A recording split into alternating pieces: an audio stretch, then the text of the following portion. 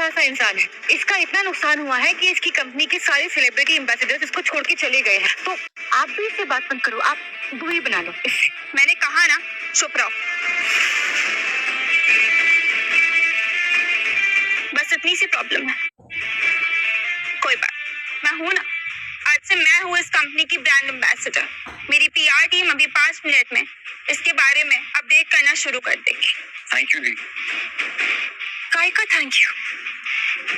दीदी, आप ऐसा क्यों कर रही हैं? ये बहुत ही घटिया इंसान है। मतलब आपका इसके साथ दिखना भी आपकी इमेज के लिए बहुत ही खराब बात है। ये घटिया घर की घटिया पैदाइश है दीदी, गंदा खून है। क्या बोला तुमने? वही बोला जो आपने सुना। दीदी, ये ना एक नंबर का घटिया इंसान है, गंदा खून, गंदा घर। आपका लेवल तो बिल्कुल भी नहीं है। आप ना पीछे। निशा, निशा, निशा, ठीक हो?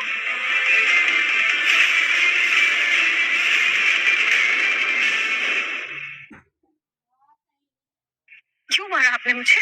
जिसकी होने वाली पत्नी होने का तुम दावा कर रही हो ना, उससे पूछना।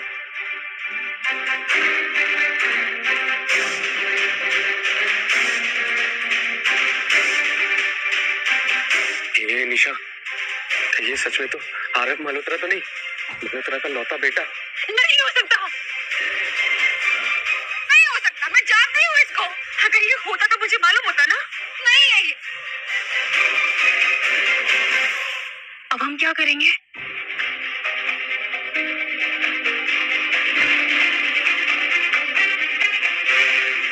अंकल, अंकल आप आ गए। क्या हुआ? तुम इतनी परेशान क्यों हो? आप प्लीज मेरी हेल्प कीजिए। यहाँ पे कोई मान ही नहीं रहा कि मैं मल्होत्रा खानदान की होने वाली बहू। सर, क्या ये लड़की मल्होत्रा फैमिली की होने वाली बहू है? हाँ, ये द्वारका नाथ जी की होने वाली बहू है। उन्होंने खुद मुझे फोन करके कहा था और शगुन देने के लिए उन्होंने मुझे जिम्मेदारी दी थी। अब ये क्या कह रहे हैं आप? बट पापा ऐसा क्यों करेंगे? तुम कौन हो? मैं द्वारका नाथ मल्होत्रा जी का बेटा आरव मल्होत्रा। उनके बेटे से तो आज तक नहीं मिला, लेकिन ये लड़की तो शादी कर रही है। इसे तो पता ही होगा, इसकी बात ही मान लेता हूँ, मेरा ही फायदा होगा। तुम द्वारका नाथ जी का बेटा नहीं हो क्या? ये क्या बोल रहे हो? आवाज नीचे। नहीं तो अभी क्या अभी तुम्हारी जुबान खींच के कान में डाल दूंगा। बाप रे, ये लफड़ा अब तक चल रहा है? जी हाँ, ये 2 टके का आदमी कब से झूठ बोल रहा है, पहचान छुपा रहा है अपनी। तू चुप कर। तू 2 टके की औरत, सबको पागल बना के रखा है यहाँ पे। सिक्योरिटी, जो काम पहले नहीं हुआ ना वो अब करो। मार मार कर इस आदमी का भरता बना दो।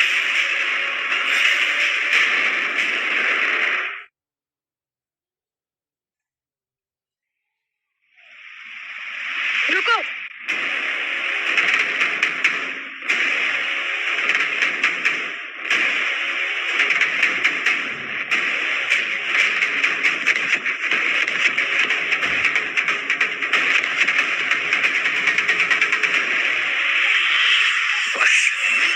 बहुत गुस्सा कंट्रोल कर लिया, अब सबकी ऐसी की तैसी।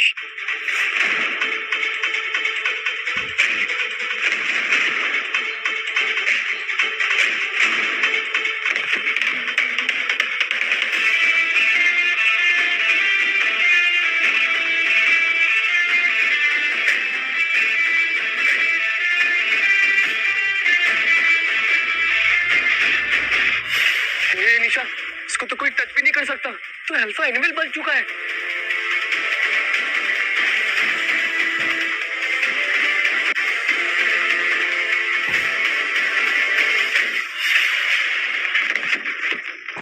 रुको कर, मेरे पास बताओ, रुको कर, रुको, रुको,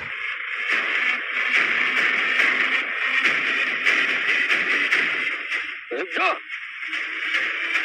लेकिन ये डर क्यों नहीं रहा? इसके चेहरे पे तो कोई डर ही नहीं है। अब ये मरेगा और हमारी सारी प्रॉब्लम्स खत्म। हाँ, हाँ।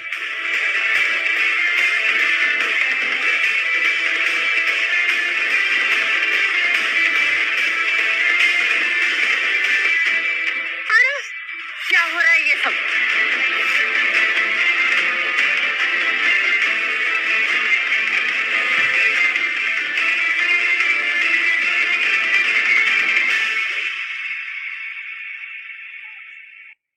ये सब क्या है? मैं इस लड़के को रोक रहा था। क्यों? एक्चुअली वो शिवरी दीदी, मेरा मतलब है कि शिवरी मैम, ये खुद को आपका भाई बता रहा था और इसीलिए हम सारे मिलके इसको रोक रहे थे। और ये सब करने के लिए तुमको किसने बोला? हाँ, आरो तुम ठीक हो? हाँ दी, ठीक हूँ। मुझे समझ नहीं आ रहा कि आप दोनों बहनों को हो क्या गया है। आप क्यों इसकी इतनी हेल्प कर रही हैं? हाँ, अरे तुमने ऐसी क्या पट्टी पढ़ाई है इनको? हाँ, ये आरव है, आरव मल्होत्रा, ये मेरा भाई है।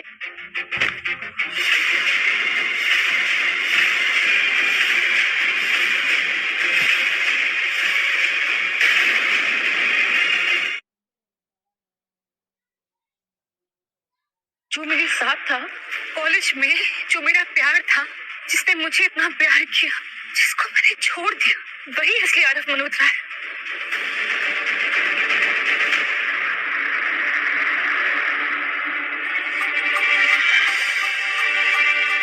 बहुत बड़ी गलती कर दी तुमने विशंबर। अब किसी तरह मुझे एकदम माफी मांगनी पड़ी, नहीं तो अपना स्टेटस चला जाएगा।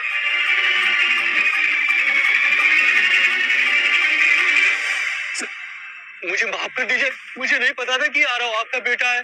मुझसे तो इस लड़की ने बोला था कि आरव झूठ बोल रहा है। सर, आपने ही तो मुझे शगुन देकर भेजा था। प्लीज सर, माफ कर दीजिए मुझे।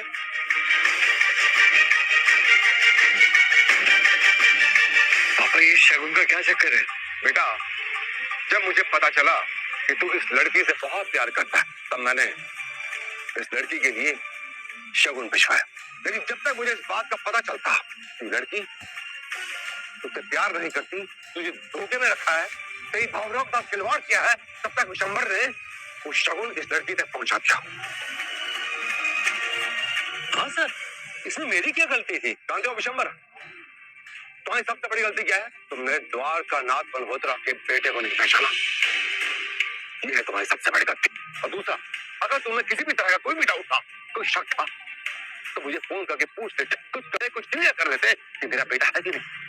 लेकिन नहीं, तुमने ये मुनासिब भी समझा कि तूने उसको सबके सामने बेइज्जत किया, उसको सबके सामने जलील किया। और तू मुझे मक्खन लगाने के चक्कर में अपना दिमाग लगाना भूल गया विशंबर। तो आप है वो सब महानुभाव लोग जिसने मेरे बेटे के साथ ये घिनौना काम किया।